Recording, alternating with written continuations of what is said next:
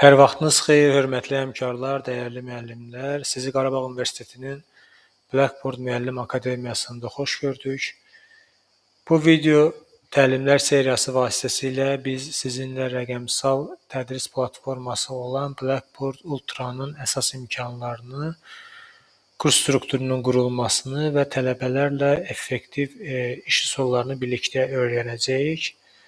Məqsədimiz təbii ki, dərslərimizi daha interaktiv, sistemli və tələbə yönümlü şəkildə təşkil etməkdən ibarətdir.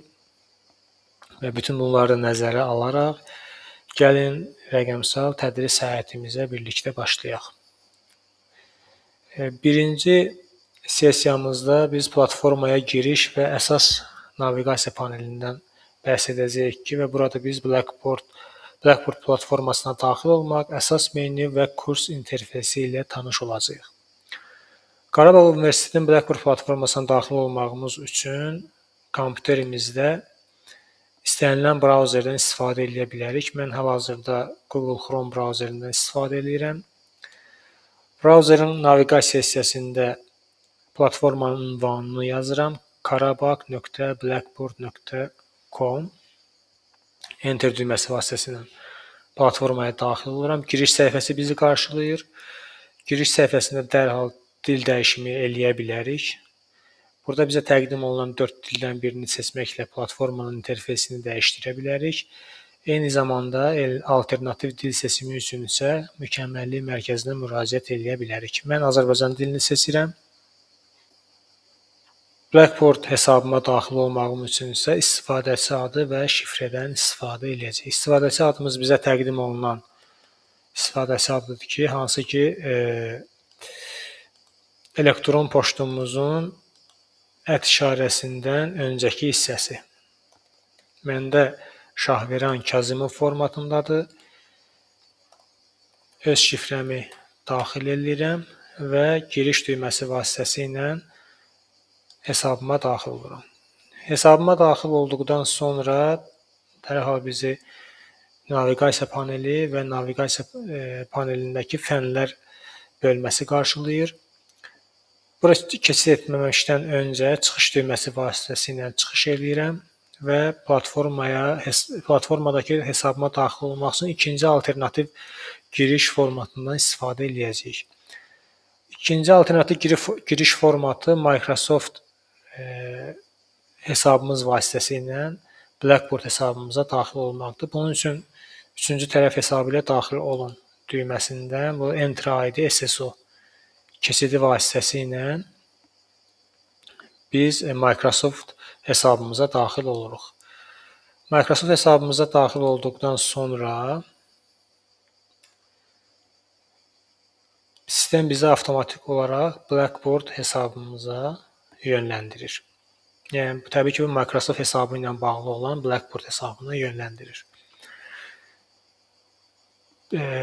Əgər biz Microsoft hesabı vasitəsilə giriş etmişiksə, çıxış etdiyimiz zaman bizdən əlavə sorğu pəncərəsi istənəcək ki, bu sorğu pəncərəsinə bir cavab verək. Sessiyanı sonlandırın və çıxın, sessiyanı bitirin. Bu formatda biz hesabımızdan təhlükəsiz şəkildə çıxış etmiş oluruq. Yenidən dili dəyişirəm. Əgər şifrəni unutmuşuqsa, bu zaman parolu unutmuşuz düyməsi vasitəsilə biz şifrəmizi yeniləyə bilərik. Bunun üçün açılan səhifədə elektron poçt ünvanı seçimindən istifadə edəcəyik. Burada adı hissəsində bizdə Blackboardda yazılmış adımızı, hansı formatda yazılıbsa, soyadımızı və Blackboardda bağlı olan elektron poçtumuzu daxil edirik. Təbii ki, bu bizim korporativ elektron poçtumuzdur. Və təqdim et düyməsi vasitəsilə şifrə sıfırlanmasını təyin edirik. Şifrə sıfırlanması elektron poçtumuza link formatında gələcək və həmin linkə daxil olaraq biz şifrə sıfırlanmasını həyata keçirərik. Əgər hər bir məlumatı düzgün daxil eləmişiksə, burada məktub işarəsi görsənəcək ki, yəni link elektron poçta göndərilib.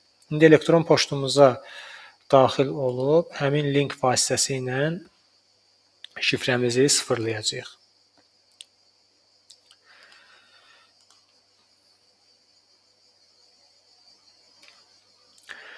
Elektron poçtumuza daxil olduqdan sonra Blackboard-dan gələn elektron poçtlara baxırıq. Burada Blackboard adminindən gələn elektron poçt var. Parolun unudulması ilə bağlı bizə aşağıda burada link verilib. Həmin linki kopyalaya və yaxud da birbaşa üzərini klikləyərək parolu dəyiş səhifəsinə yönlənə bilərik. Burada yeni parolumuzu daxil edirik. Qeyd olunan şərtlərə uyğun olaraq 864 simvol olmalıdır və ən azından bir rəqəm orada parol etibar eləməlidir. Yəni parolun içərisində ən azından bir rəqəm olmalıdır.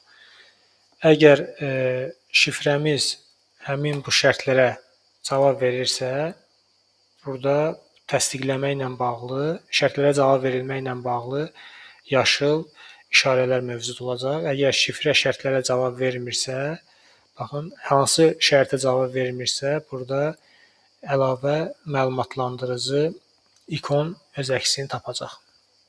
Mən şifrəni yenidən yazıram. Yeni şifrəni yazıram. Yeni şifrənin təkrarını yenidən burada yazıram.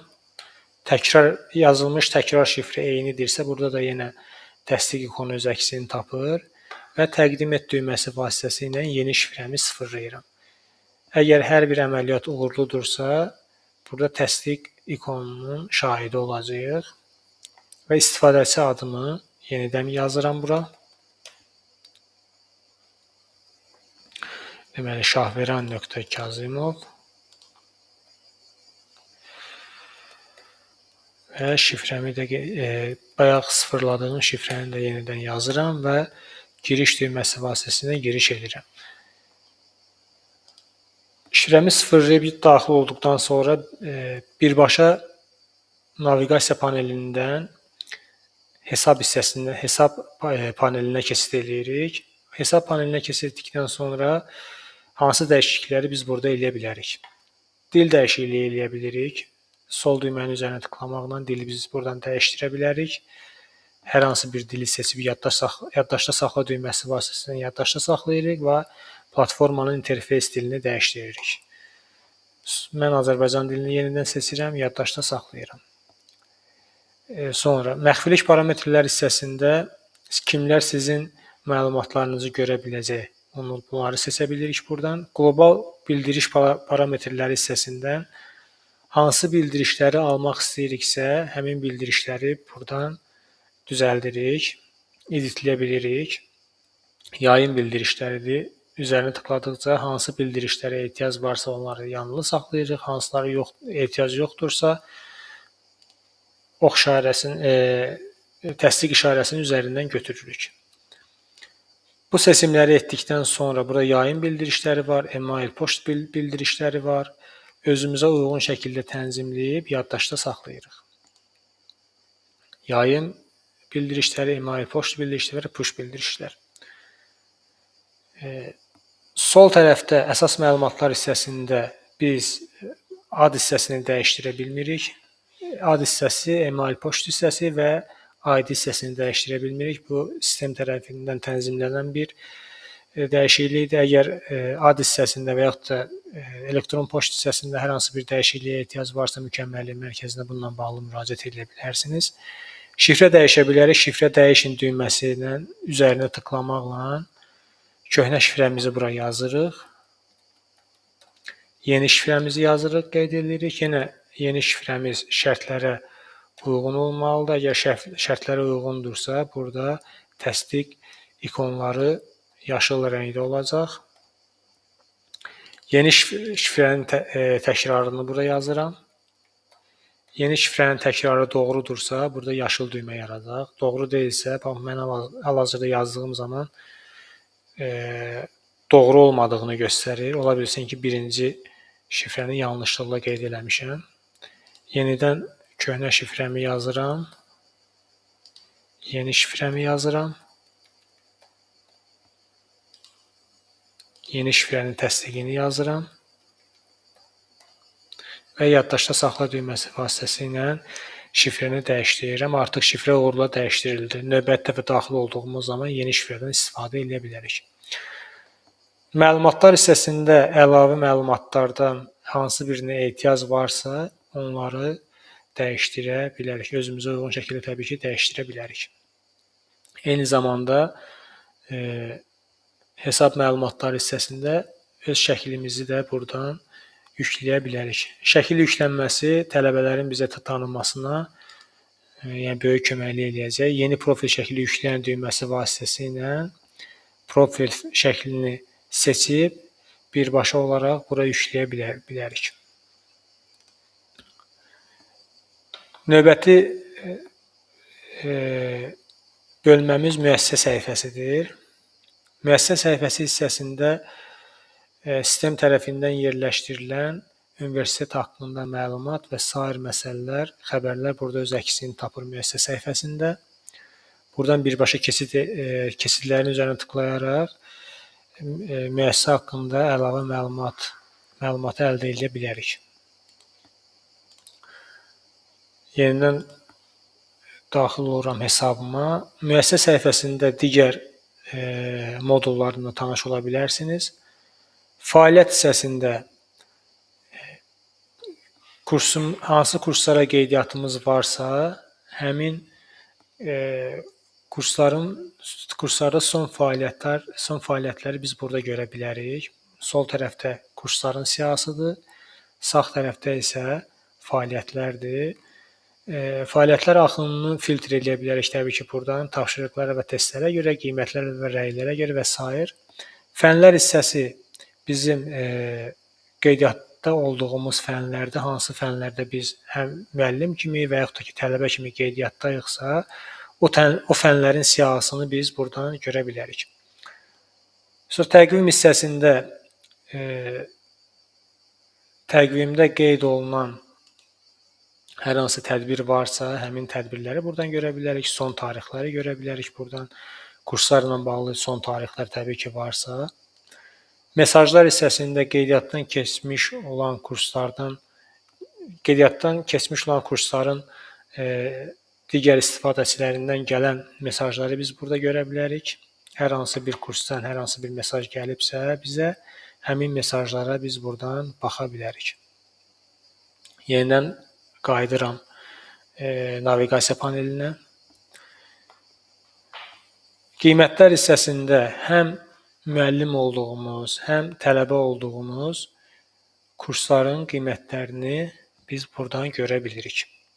Alətlər hissəsində də müəssisə tərəfindən bizə təqdim olunan alətlərdən istifadə eləyə bilərik. Eyni zamanda çıxış düyməsi var ki, çıxış düyməsi vasitəsilə də hesabımızdan çıxış eləyə bilərik. Sağ tərəfdə bizdə baxın, burada hər hansı bir naviqasiya panelinin bölməsinə keçdiyim zaman kömək düyməsi burada aktiv olur ki, biz bilmədiyimiz hər hansı bir məqamı buradan aydınlaşdıra bilərik. Blackboard yardım düyməsi vasitəsilə hal-hazırda olduğumuz səhifə barədə məlumatı və yaxud da ki, axtarışdan hər hansı bir mövzu və yaxud da məzmun barədə axtarış eləyə bilərik və həmin məzmun barədə müəyyən məsələləri öyrənə bilərik.